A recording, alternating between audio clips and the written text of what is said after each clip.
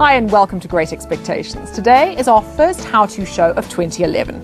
And this morning we're going to learn how to do baby sign language, how to make yogurt, how to fight with your husband. I know we all know how to do that, but this time we'll learn in a good way.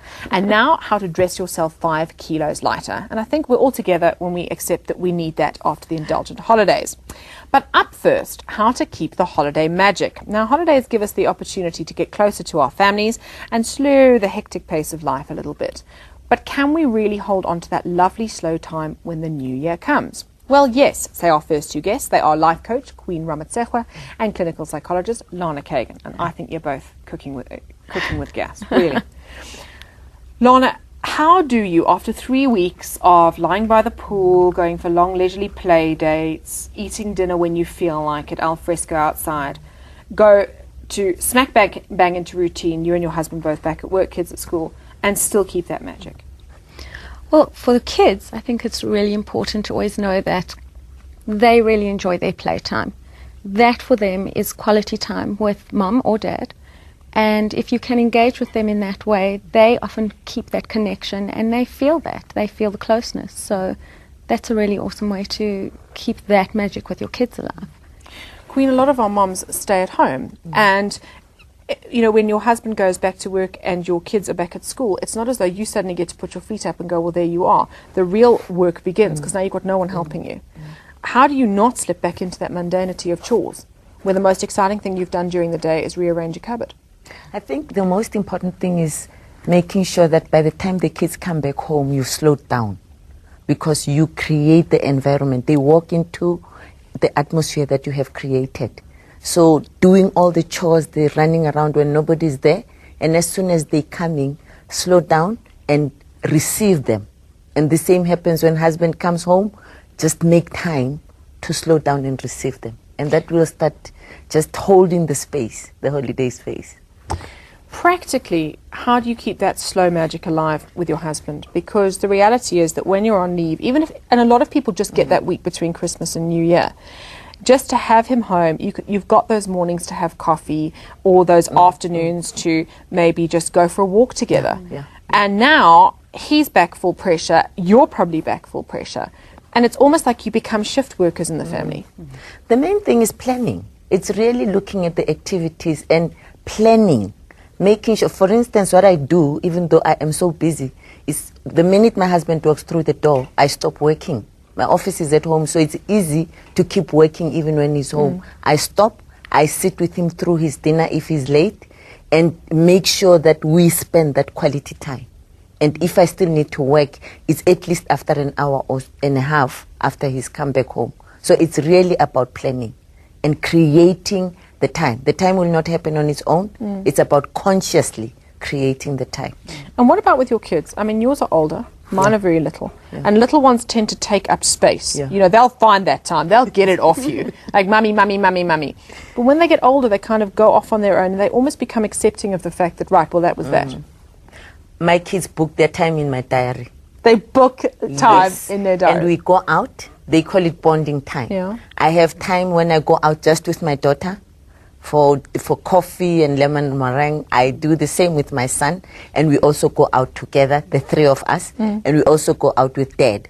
So we make time to spend and have a meal and do nothing but talk. And what is also important is during those times, don't talk about chores, don't talk about issues that are standing out that create tension. Talk about everything else. Otherwise, the kids or your husband, they stop looking forward to the time together. No, because now it's time for sorting out stuff. So it's really keeping everything consciously that creates tension out of that special time. Lana, for our littlies, mums and littlies, how do you meet kids on their level? Because it's hard for them to understand as well. Mummy was home all day and playing and baking, and now mummy's gone back to work or back into the kitchen. You know, how do you meet them on their level? I think when you want to engage with children in their play world, it's important that you remove yourself from being the parent or the educator. And, you know, if they want to call the toothbrush the aeroplane, you go with it. You allow them to have the toothpaste or the toothbrush as the aeroplane. And you just allow them to own that space.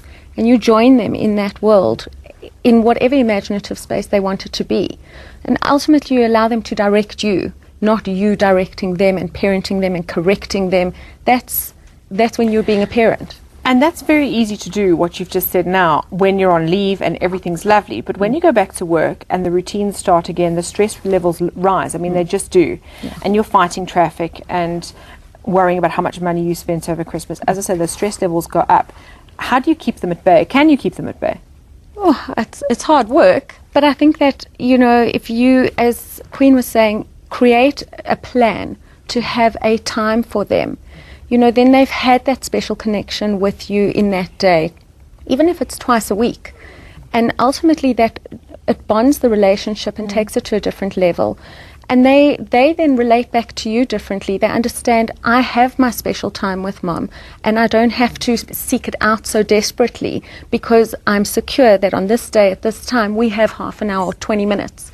And that just 20 minutes, 30 minutes makes a world of difference to them. So ultimately, securing that allows for the space to shift between all of you. It just helps them understand this is my time and that's Mommy's time. Queen, if the magic of the holidays is closeness, how do we keep that magic alive? Your top tip? I think it's creating one special activity that you do as a family and fussing around it. If you love eating out, dress up. Choose the best restaurant. Just make it special. Create a hype around it. Because then that closeness, that doing things together, that oneness keeps you going. Yeah. So say all of us. Lana, thanks. We're going to chat again later. After the break, how to learn and teach baby sign language.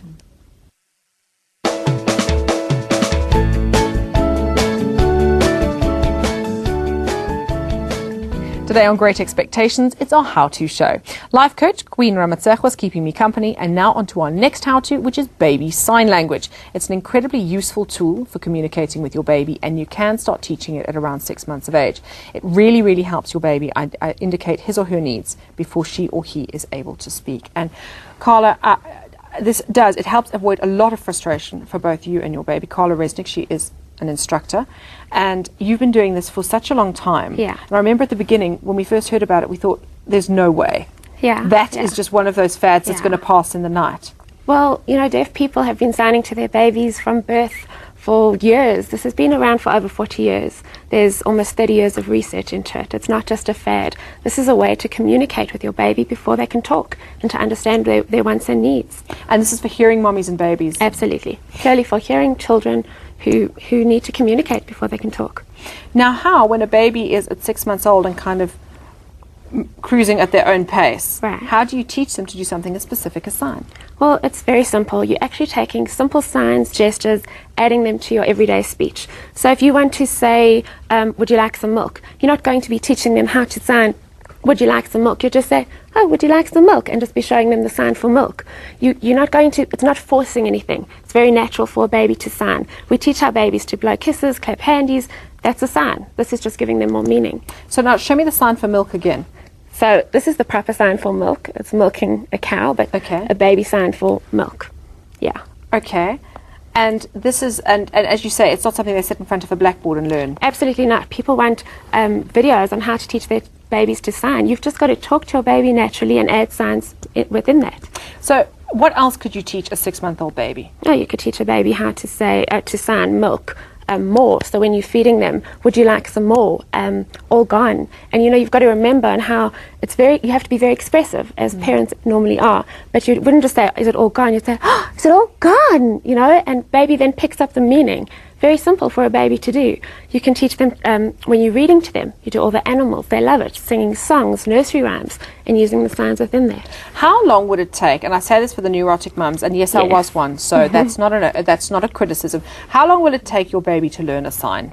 Well, that depends, firstly, on their age. A young baby is going to take quite a while. So a 6-month-old might take a few months. A 15-month-old might take a day or two. It depends on each baby. And very important, it depends on their interests. If you're trying to teach a baby the sign for food and they're interested in the lights, they're not going to learn the sign for food. You've got to teach them lights on, lights off. You know how babies get obsessed with the lights. So you teach them lights on, lights off. If you're teaching them, this is food, eat, eat, eat, they're not interested in it. They're not going to learn it. So now I'm loving this. So lights on, Lights on, lights off. Yeah. And then milk. Yeah. What else could they learn? Show me some Okay, more. so basic. Sleep. Babies will never sign back exactly as you sign to them. So if you did sleep, they would do sleep or sleep. Eat more. Very nice sign to do, very simple sign. A beautiful sign is I love you, and this is a proper deaf sign. That's the I, that's the L, there's the U. You'll always see deaf people do that. So it's nice for a little, even when your baby's older. So my daughter, when she started play school, she would just look back at me and do that sign, and it was our private sign to each other. Can they learn things that might help us a little bit to understand them? Things like sick or tired? Absolutely. If there's a pain, if something is sore, so for example, if they have toothache, you would point to their mouth and show them that it's sore, so they would be able to tell you, or their tummy's sore. Or for example, if they need, when my little girl was sick, she had roseola, high temperature, the whole night she just did the sign for water. I would never have given her water. What was the sign for water? Water. And now when she has a temperature at 6 years old, she still just wants water. But I would never have known. So things like communicating their needs when they're sick, when they're tired, hungry. But it's not just about that. It's also learning opposites, such as in and out, under and over. These are great signs to teach the concepts, to help them conceptualize it in Please the and brain. thank you. Please and thank you. Okay, well, please. So it's almost like begging, like please. Yes. Please. Okay, please. Please, and thank you is out. Thank you.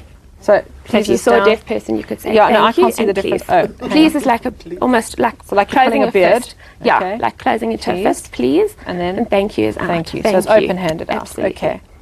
That's so fascinating. How do you run the balance between teaching your child to speak? Because I know one of the original criticisms was this can't replace speech. Right. You are not replacing speech. You are actually enhancing the child's ability to talk. So every time you sign, you're teaching them the meaning behind the words. So if you're signing milk, you're not getting them, you don't want them just to learn the sign. You want them to get the concept of I'm giving you milk now. So it actually helps them to understand the concept of language, and research has proven that children who sign actually speak earlier than those who don't. So you're not taking away speech, you're enhancing it.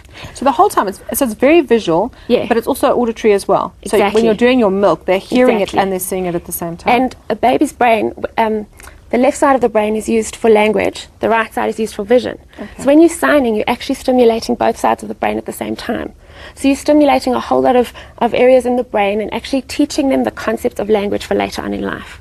And everyone who's helping with the child, they obviously would benefit them to learn it as well. Absolutely. But if only one person signs, if only mommy signs, it's fine. Baby will still learn to sign and will know that mommy signs to me. It's fine if other people don't. I heard a rumour that it helps with tantrums. Yes, well... Listen, anything that helps with anything tantrums. that can help. Most tantrums, especially the terrible twos, are characterized by tantrums over communication. So yes, signing can help reduce those, if not eliminate it. But it's obviously not going to take away all tantrums, but those that are over communication, yes, because why does a child have a tantrum? Because they're trying to say, you don't understand me, please understand me. If they're able to tell you, I'm thinking about the elephant that I saw at the zoo last week, they're not going to be frustrated. But if, that sort of thing. Somebody should have told me that earlier. Yeah, about 7 years in my case. Isn't it helpful, I would imagine, in a multilingual family? Because I remember hearing that if you have, say, for example, a German parent and an English-speaking parent, each parent should speak their language specifically to the child. But signing's universal, isn't it? No, it isn't. Signing, no, it actually differs from region to region, country to country. But signing, so we use South African Sign Language. So using the signs actually helps the child, as I said, understand the concept. So if there's a bird in the tree and mommy says bird and daddy says full, then baby learns this represents the concept of a bird. Yes. So the brain actually is able to organize that this is the concept and it's just in different languages. It actually helps promote bilingualism, helps them understand it. Okay, now you threatened to teach me a nursery rhyme. Yep. And I think I'm good. Are you game? Are you ready? You're going to do it with me? Okay, right.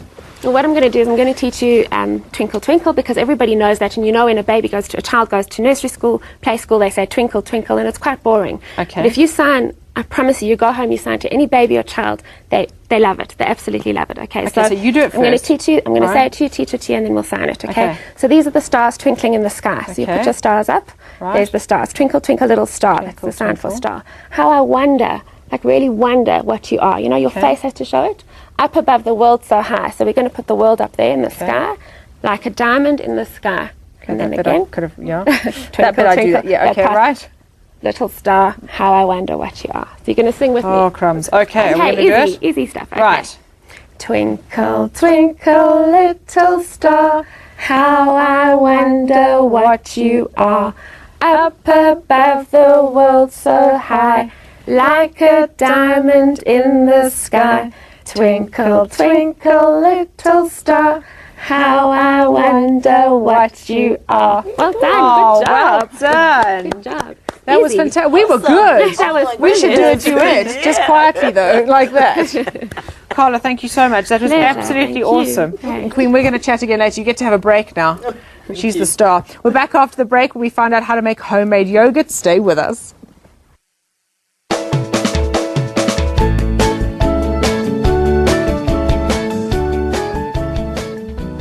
Today on Great Expectations, it's our how-to show, which is 5 great parenting ideas in 1 hour. We found out how to keep the holiday magic alive, how to do baby signing, and now we're going to show you how to make homemade yogurt. Well, I'm not going to show you. Professional yogurt maker Hester Hoegendijk is going to show you. Hester, you make yogurt professionally, but is it easy to do at home? Yes, it's very easy. As long as you have a few simple equipment and you follow the recipe, then it's very easy. Now, the minute I hear the words simple equipment, my heart just sinks. So I think it Yeah. means I'm going to have to go out and buy something really expensive. No, you don't need to buy anything. The only thing you might need to buy is a thermometer, because that's not one thing that you have at home. But you can use a small thermometer. I have a special one for making cheese, but you can use a small one. It works the same. Okay, so all I would need to do is buy a really long thermometer that I suppose would go in my Yeah. pot, which I see Yeah, you've got there. yeah. And what else? What else do I need in terms of actual equipment? Just a cloth, a good, we call it a pongee, that is a lining cloth. It must be synthetic, because Okay. if it's cotton, then the bacteria still grows in Oh, there. really? So Yes. what about cheesecloth? Cheesecloth is cotton, so you can't use cheesecloth. See, I didn't know that. Okay, Yeah. so I would have grown myself my very own No, bacteria. it must be synthetic fiber. Okay. Okay, so what you do is you add the milk in the pot. How much is that? Just This normal is two milk and a out half. of the cow? No, it's not normal milk, because nobody can get normal milk. I mean, the housewife can't go to the farm to buy normal milk. So Is it she can organic buy. milk? No, she can buy just milk in the shop. Really? As long as it's not long life milk. Okay, so it's got to be So fresh it's, milk. It's pasteurized, yes. Okay. Then she heats it till 38 degrees. She keeps a Low thermometer heat, in there. You wouldn't nuke it. I mean, Yeah, 4 or 5 degrees, it's fine. Okay. Sitting on the stove. So she heats that, and then after it's 35 degrees, then she... 35 or 38? 38, sorry, 38, 38 okay. degrees. Then she adds her good, natural, plain yogurt with no additives. now, why do I do that? Because in here, you have the bacteria which needs to grow in the milk. So the housewife can't go and buy the real bacteria, because you can't keep it good at a good temperature and Okay. working. So she takes just a plain normal yogurt with no additives. There mustn't be any stabilizers or thickeners. Nothing like that. Yeah. So you couldn't like just go and get a packet of No, she strawberry must yogurt read. She and must shove it read in? on the top if there is any additives in there. So no. Now, if it takes yogurt to make yogurt, why would I not just buy 4 of those? How much yogurt am I going to Price. get out of that? Out of this one, you can get 7 liters of 7 yogurt. litres. Yes. Okay. But we're going to take half of this, so we're Okay. just going to add it in here. And we're making 3 liters of yogurt. Okay, so we add the culture. We call Right. it the culture. Yes. And now, I'm then only we going to do that after I've my milk's got to 38 yeah. degrees. Okay. And you must remove it. The moment it's 38 degrees, you remove it from the stove. Okay. And then Move that you over stir for you. very well. We're going to stir it. Stir it very well, the culture into the yogurt, into the milk. Then after you've done that, you now breed it in a cool box. Breathe it.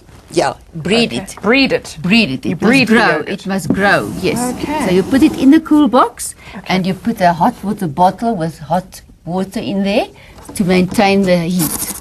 Because this has to stay now for 6 to 8 hours breeding into this All right. cool box. So what I'm looking at here, and let's just hope this doesn't Yeah. actually go over, or I might not have a job at the end.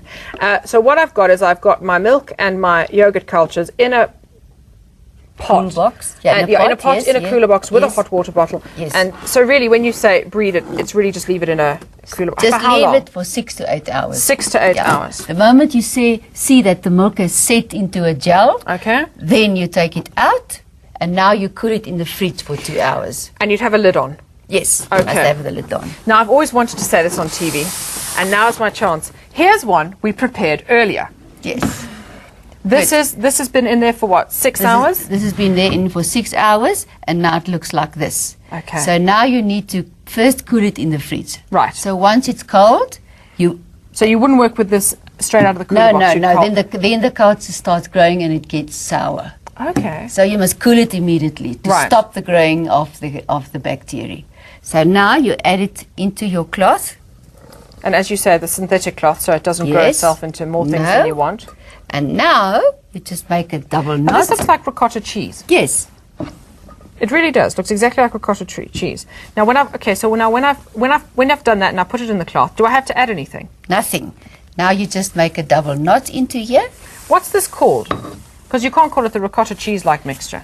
No, it's yogurt. But you see, milk is the only balanced food in our diet, Okay. which means it contains of all the nutrients that we need for growing. So that's the only food that babies can feed on because you need nothing else. So milk contains 78% of water. Okay. 87, sorry. 87% of water. So what's and left? only 13% solids. And that is the curds. So the water we call the whey, and the curds are the solids. So the main curds are protein, fat, sugar, calcium, a few vitamins and minerals. Now I can see that this is full of water. If we can just hold it look up at there, you that. can see it Now you dripping. see the water running out. So Okay. what you do now is... So what's this that's running out? This is the whey. This is the whey. This is the Okay. water, yes. So now you put it on your zinc, on the lay off of your zinc. Yeah? And then you just let it drain there for 5 hours, Just at room temperature, no problem. just at room temperature for 5 hours.